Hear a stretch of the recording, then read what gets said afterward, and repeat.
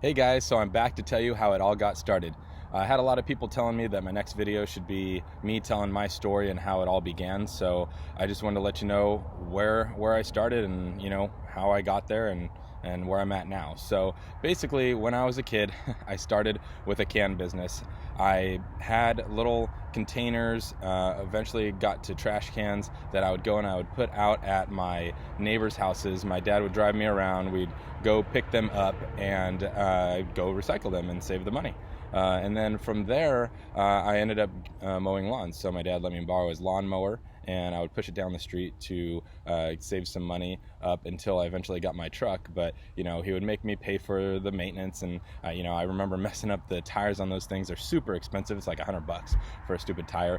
So I definitely had to take care of that. But I was fortunate that he let me borrow his lawnmower. And then once I got my truck, so I saved up some money, put a down payment to my parents, so they bought the truck, and then I financed through them actually. So I gave them a down payment. I think it was like $2,000, and then they set up a spreadsheet on Excel, and I had a monthly payment in high school of $210 on my truck. So they charged me interest for the remainder until I paid it off. And my dad would show me how much I was paying, and that kind of taught me, maybe the value of the money and finance and stuff like that. So the importance of paying things down that don't make you money.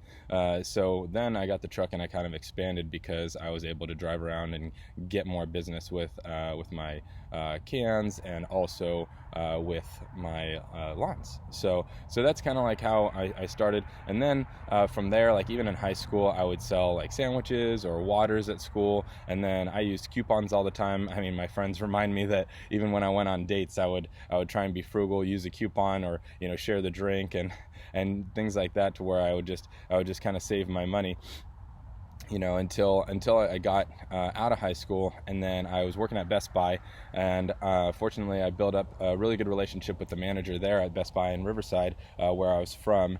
And then I moved to San Luis Obispo to go to school, so I was able to transfer over there because she really helped me out to transfer to that store, so that way I can work up there. And then I worked another job, actually videographing for students, and then I even did cans and bottles there. And I don't know if that really helped in my whole school situation, but I was really impatient and got distracted easily, and so I ended up not finishing college and going back to Riverside and working back at the Best Buy there. But I have to say that's one of the best things that ever happened to me, because I wouldn't be where I'm at today if that didn't happen. So I was working at Best Buy when I came back, and I was helping out one of the managers of a car dealership on TVs. And he's like, hey, you want to sell cars? And I was like, well, I don't want to be here forever. So so I tried it out, and I was top man by, I think, like my third or fourth month, and I really loved it. I was working at Best Buy and working at Riverside Volkswagen, as well as I was trying to go to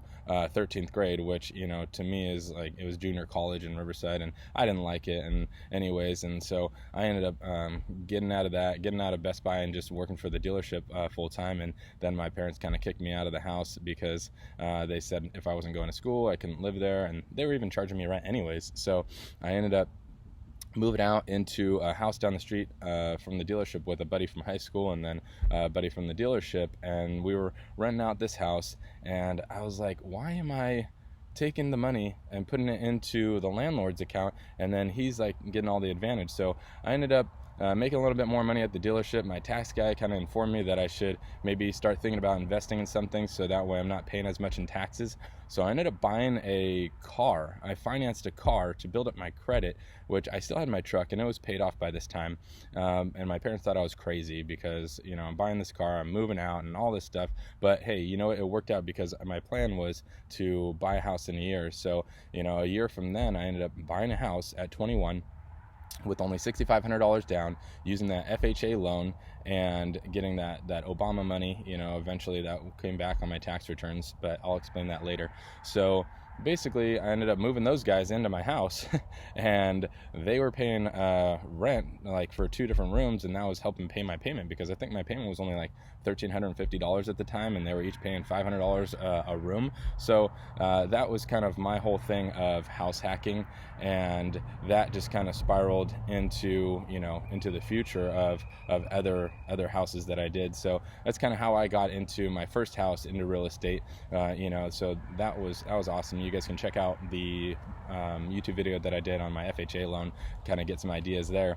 And then from there, I saved up more money because I was working at the dealership and the hours were long. I didn't really go a lot of places because I was working on the weekends. I mean, my friends would be like, oh, hey, come hang out, come do this, come do that. But I was always working. So I ended up saving up my money. I did some fun things in the interim because I had weekdays off. So I'd go to Vegas and things like that. But I always did that on the cheap because rooms were cheap during the week. And so anyways, basically, I kind of just saved my money, and then I found this other house that I wanted to move into because this first house that I got wasn't, exactly what I wanted.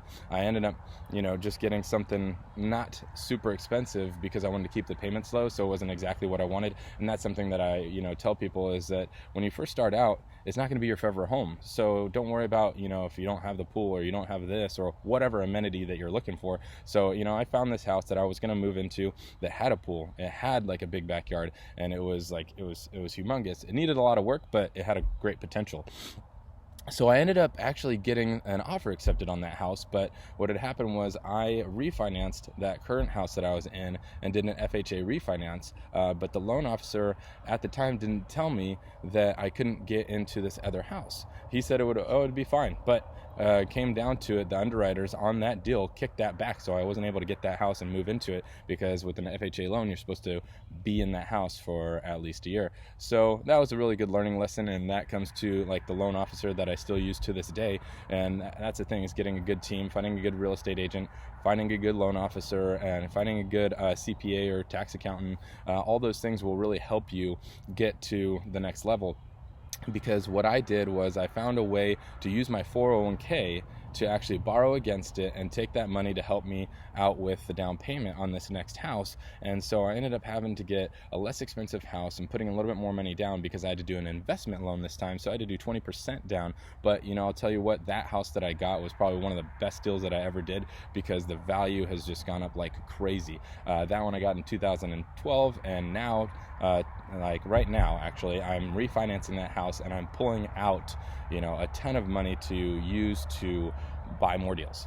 And so that's something I'll go into later. But all these different homes that I bought, I did different programs, and so those are the things that I want to teach you guys and let you know about what I did. So I ended up getting that one, renting that one out. Never lived in that one. That one I still have to this day, and it's just constantly being rented and building equity. And then I ended up, after that, a couple years later, bought another one, and that one was for myself, and I moved into that one, but I still had roommates, so that helped pay for it also. So my whole goal is to get 3 in Riverside, so that way they'd be easily managed, and then hopefully eventually move to the beach, because my goal was to move to the beach by the time I was 30. And so God helped me out there, because things ended up not working out at that job.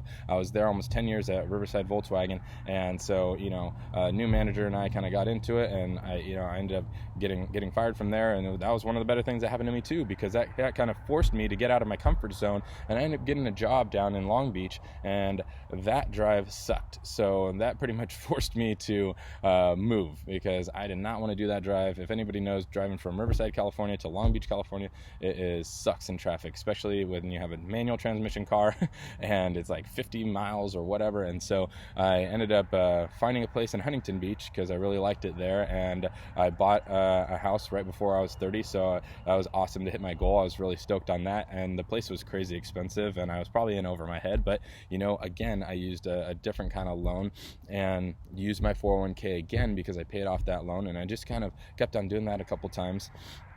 And then I also rented out rooms there, and then now I Airbnb that house so I can be out here, be on the road, making content, as well as working on the podcast with my business partner Jake. So it's really, really cool, like, to be able to use real estate to create some financial freedom, and I want to teach you guys that and go into all the different types of aspects of how I did everything in detail. And so I just wanted to give you guys a little overview of how I got started and where I'm at today. And now, like, what I did last year is I ended up getting a couple other properties. I got an Airbnb in Big Bear, California, which I love, and I want to teach you guys on those Airbnbs, as well as got a place in Georgia because I took some cash out of my Huntington Beach house because that value went up, and I got a house in Georgia and paid cash for that one, and now I'm doing a cash out refinance to get the money back, and that one's going to run out pretty well, as well as my business partner and I, Jake, we got 2 places in Ohio. One's a duplex, one's an 8-plex, and so we did all these different kind of creative things to get these different properties. And so now I'm just kind of trying to keep the momentum going and keeping the ball rolling. So you guys stay tuned for next time, and we'll go over all some more detail of the different types of loans and different types of creativeness that I did. See you next time.